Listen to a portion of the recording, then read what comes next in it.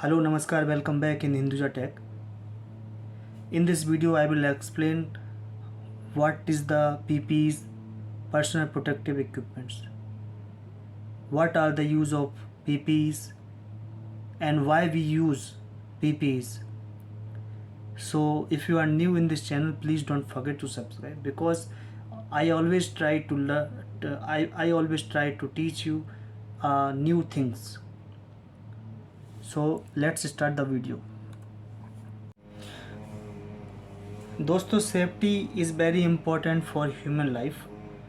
जब भी आप कहीं पे भी जाते होंगे तो आपको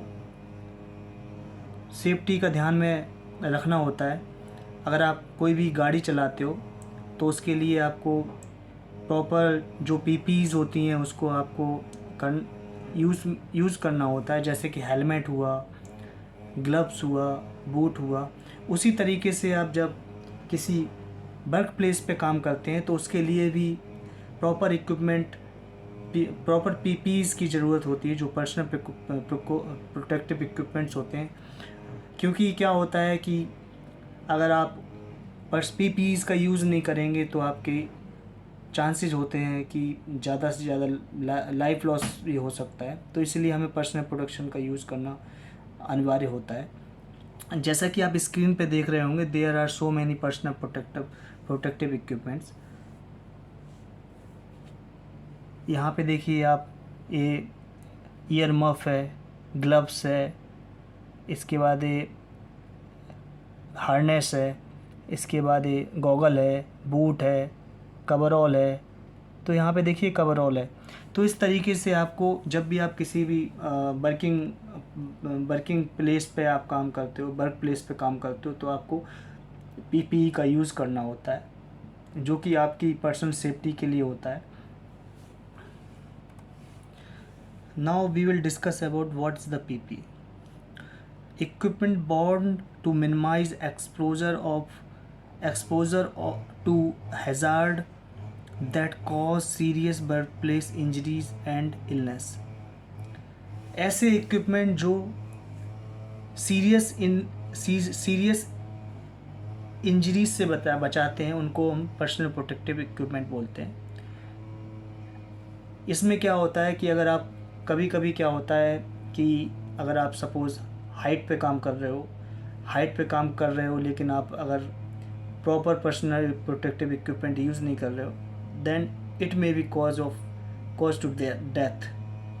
तो हमेशा पीपी, जब भी आप कहीं भी जाएं, चाहे आप घर में काम करें, घर से बाहर काम करें, या आप घर से बाहर निकलें, या आप किसी वर्क प्लेस पे काम करें, हमेशा always keep in your mind PP is very important because PP play important role to save human life. So for example, hard hats, उसको हेलमेट भी बोलते हैं, गाउन्स होता है जिसको हम कवरऑल भी बोलते हैं, इसके बाद गॉगल होता है, ग्लव्सेस होते हैं, शूज़ होते हैं, इसके बाद हियरिंग प्रोटेक्शन होता है, ईयर प्लग्स होते हैं, एंड ईयर मफ भी होता है। और दोस्तों, बहुत से लोग क्या करते हैं कि हाई नॉइजी एरिया में काम करते हैं, लेकिन वो लोग क्या करते हैं, कहीं पे जो कॉटन होता है, नॉर्मल कॉटन होता है, उसको कानों में लगा लेते हैं। That is wrong. आप जहाँ भी काम कर रहे हैं, चाहे वो घर हो, घर से बाहर हो, आप always try to follow standard PPEs. Now, categories of PPE. First, non-respiratory. Second, respiratory. First में क्या है कि those are use for protection against injury from outside of the body. ऐसे इक्विपमेंट जो आपकी आउटसाइड बॉडी को प्रोटेक्ट करते हैं उसको नॉन रेस्पिरेटरी PPE बोलते हैं, जैसे कि eye, head, face, hand, leg and other body parts. तो वह फर्स्ट कैटेगरी में आते हैं। सेकंड कैटेगरी में those are use for protection from harm due to inhalation of contaminated air. दोस्तों, जैसा कि आपने देखा होगा, कभी कभी जो वर्कर्स होते हैं वो गटर में सफाई करते हैं, तो उसमें क्या होता है कि बहुत जहरीली गैसेस, जब वो गटर बंद रहता है तो there are chance to generate you know very very dangerous gases. तो उसके लिए क्या होता है कि आप जब भी आप सांस लेते हैं तो सांस लेने के टाइम पे वो गैसेस आपके बॉडी के अंदर प्रवेश कर सकते हैं, जिसके कारण क्या होता है कि आपको सीरियस इंजरी हो सकती है, आपकी जो रिस्पिरेटरी सिस्टम है वो डैमेज हो सकता है। तो उस केस में क्या होता है कि आपको पीपीज़ का भी यूज़ करना बहुत ही इम्पोर्टेंट होता है। Head protection. हेड प्रोटेक्शन क्या होता है कि हैज़ार्ड होता है इम्पैक्ट फ्रॉम फॉलिंग और flying object, risk of head booming. जब भी आप किसी फॉलिंग जो ऑब्जेक्ट है उसके नीचे काम करते हो तो उसमें चांसेस रहते हैं कि आप, अगर सपोज़ वो जो भी ऑब्जेक्ट है, अगर आप वो सपोज़ नीचे गिर जाता है तो क्या होता है कि आपके हेड में इंजरीज हो सकती है। तो उस केस में आपको जो हेड के लिए जो पीपी इक्विपमेंट है उसको आपको यूज़ करना चाहिए। उसमें आपको हेलमेट्स होते हैं, बम्प कैप होती है, हेयर नेट्स होता है, फायर फाइटर्स हेलमेट्स होते हैं। तो आपको हमेशा हेड प्रोटेक्शन के लिए इन इक्विपमेंट्स को यूज़ करना चाहिए। Eye and face protection. Eye and face protection में क्या है कि जब भी आप केमिकल और metal splash, dust, board chips, gas, vapour and radiation, जहाँ पे सपोज़ मेटल की कटिंग हो रही है वहाँ का उसका जो मेटल स्प्लैश होता है, मेटल का टुकड़ा होता है, वो आपकी आँखों में जा सकता है, आपके फेस पे लग सकता है। डस्टी एरिया में आपके जो आइज़ में डस्ट जा सकती है अगर, और आप इसके बाद आपकी जो लकड़ी का टुकड़ा है, वुड चिप है, वो आपकी आँख में, फेस में लग सकता है। इसी तरीके से जहाँ पे रेडिएशन होता है उस केस में आपके आइज़ और फेस पे इम्पेक्ट कर सकता है। तो आपको हमेशा proper eye and face protection लेना चाहिए, जैसे कि safety glasses, face shield, welding shield etcetera. Now we will talk about respiratory protection. इसमें क्या होता है, हैज़ार्ड होते हैं dust, vapour, gas, oxygen deficient atmosphere. Respiratory basically क्या होता है, जहाँ पे डस्ट होती है या वेपर होती है, गैस होती है या ऑक्सीजन की मात्रा कम होती है, तो उस केस में क्या होता है कि जहाँ पे एटमॉस्फेयर में ऑक्सीजन की मात्रा कम होती है तो आपको सांस लेने में दिक्कत होती है। तो उस केस के लिए आपको रेस्पिरेटरी प्रोटेक्शन यूज़ करना चाहिए, जैसा कि फेस मास्क होता है, ब्रीदिंग अपरेटस होते हैं, तो आपको इन सभी को यूज़ करना चाहिए। हीयरिंग प्रोटेक्शन होता है आपके कानों की प्रोटेक्शन के लिए। Wherever it is not feasible to reduce the noise level exposure. जहाँ पे ऐसी जगह जहाँ पे आपको काम करना ही है लेकिन नॉइज़ भी कम नहीं हो सकती, वहाँ पे आपको हीयरिंग प्रोटेक्शन ज़रूर लेना चाहिए, क्योंकि आपकी जो ईयर्स होते हैं, ईयर्स में अगर प्रोटेक्शन नहीं लेंगे तो आपके जो कानों के पर्दे हैं वो फट सकते हैं और आपको सीरियस डैमेज हो सकता है। और जैसा कि आपको पता है कि नॉइज़ मेजर्ड इन डेसिबल, तो हमेशा जो नॉइज़ की जो इंटेंसिटी होती है वो डेसिबल में नापा जाता है। इसके बाद इसके ऑप्शन कौन कौन से हो सकते हैं, ईयर मफ होता है, ईयर प्लग्स होते हैं, कस्टम फिट्स होते हैं। तो इस तरीके से there may be other equipment also, so you have to use to protect from noise. Now next is arm and hand protection.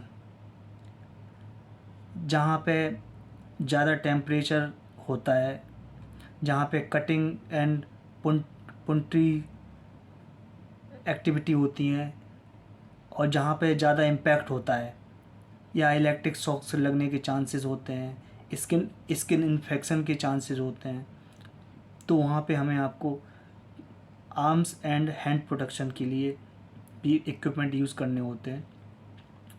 जैसे कि ऑप्शन है हैंड ग्लव्स होता है। Hand gloves basically leather, PVC rubbers, electrical heat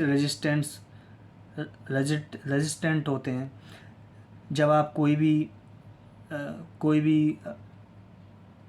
भी material को cut करते हैं या आप कोई लकड़ी का काम करते हैं तो उस केस में आप लेदर के ग्लव्स को यूज़ करते हैं।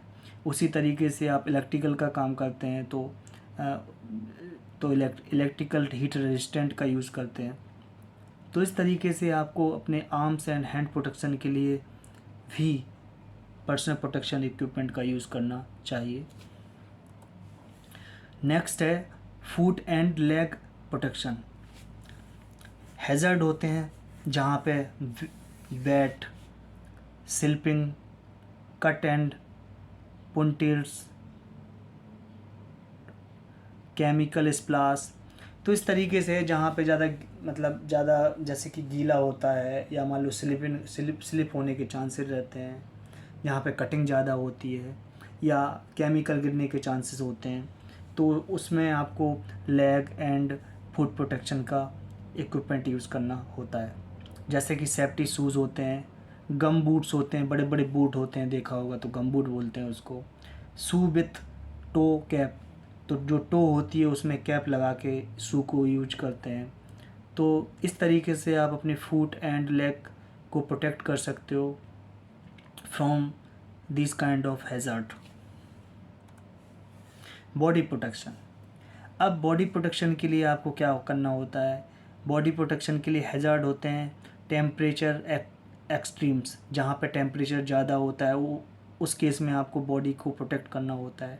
हॉट स्प्लासेस फ्रॉम मोल्टन मेटल, जहाँ पे जो हॉट मोल्टन मेटल का मैन्युफैक्चरिंग में सपोज़ काम होता है या स्टील की फैक्ट्रीज़ में काम होता है, तो उस केस में क्या होता है कि आपको बॉडी प्रोटेक्शन की ज़रूरत पड़ती है।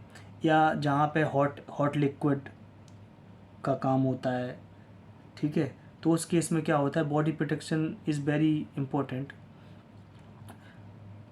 पोटेंशियल इम्पैक्ट फ्रॉम टूल्स, जहाँ पे कोई भी टूल्स यूज़ कर रहे हो जहाँ पे आपको आपकी बॉडी को हार्म हो सकता है, तो उस केस में भी आपको बॉडी प्रोटेक्शन लेना चाहिए। मशीनरी और केमिकल से रिलेटेड भी कोई भी अगर प्रॉब्लम होती है तो हो सकती है, तो उस केस में भी आपको बॉडी प्रोटेक्शन लेना चाहिए। उसके लिए आपको क्या है, ऑप्शन मिल जाते हैं कि leather clothes, treated wool and cotton clothing, flame resistant suits, coveralls, chemical suits, aprons. तो इस तरीके से आप अपनी बॉडी को, कंप्लीट बॉडी को कवर करके इन सारे हैज़र्ड्स से अपनी बॉडी को बचा सकते हो। Fall protection. फॉल प्रोटेक्शन क्या होता है? वर्कर्स हैव टू हैज़र्ड है, worker have to work at height where a fall may be result in serious injury और डेथ। जहाँ पे कोई भी वर्कर सपोज़ किसी बिल्डिंग पे काम कर रहा है या किसी रिफाइनरी में ऊंचाई पे काम कर रहा है, तो उस केस में क्या होता है कि गिरने के चांसेस होते हैं। तो उस केस में क्या होता है कि सीरियस इंजरी भी हो सकती है या आपकी डेथ भी हो सकती है। तो आपको हमेशा जो पर्सनल प्रोटेक्शन जो पीपी हाइट के लिए बनाई गई है उसको हमेशा लेना चाहिए। उसके ऑप्शन होते हैं फुल बॉडी हार्नेस, जब भी आप कभी भी ऊंचाई पे काम करोगे तो आपको हमेशा हार्नेस का यूज़ करना चाहिए। सस्पेंशन बेल्ट का यूज़ करना चाहिए। लाइफलाइन शॉक एब्जॉर्बर का यूज़ करना चाहिए अगर आप इलेक्ट्रिकल फील्ड में काम कर रहे हैं तो इस तरीके से फील्ड वाइज डिफरेंट पीपीज़ हो सकती हैं। अगर आप मेडिकल में कर रहे हो तो मेडिकल में आप हेलमेट तो पहनोगे नहीं ना। मेडिकल के केस में क्या होता है कि आपको मास्क लगाना होता है, आपको सूट पहनना होता है, ग्लव्स पहनना होता है। तो इस तरीके से अलग अलग तरीके के पीपीज़ इक्विपमेंट होते हैं जिसको आपको लेना चाहिए। दोस्तों प्लीज़ डोंट इग्नोर पीपीज़, बिकॉज़ अगर पीपीज़ को अगर आप इग्नोर करते हो तो आपको सीरियस इंजरी या लाइफ लॉस भी हो सकता है। तो please I request you, please don't ignore PPEs. Think safe, work safe, be safe, because safety is first. So इस तरीके से आप आपको बचा सकते हो हैज़ार्ड से। और आप ज़रूरी नहीं है कि आप किसी वर्क प्लेस पे ही काम करते हो। सपोज़ आप घर पे भी काम कर रहे हो, अगर आप अपनी किचन में भी काम कर रहे हो, अगर आप वहाँ पे नाइफ़ का यूज़ कर रहे हो तो नाइफ़ के लिए प्रॉपर चॉपिंग बोर्ड होना चाहिए, ग्लव्स होना चाहिए, जिससे कि आप सेफ़ रहें। तो इसी तरीके से safety must be prior, because safety है तो सब है। सेफ्टी रहेगी तो आप भी रहोगे। तो हमेशा सेफ्टी पे ध्यान देना चाहिए, उसको बाईपास नहीं करना चाहिए, क्योंकि सेफ्टी को बाईपास करोगे तो आप लोगों की लाइफ लॉस हो सकती है। तो I request you again to use proper PPEs in your where you are working. So thank you so much. जय हिंद, जय भारत, वंदे मातरम।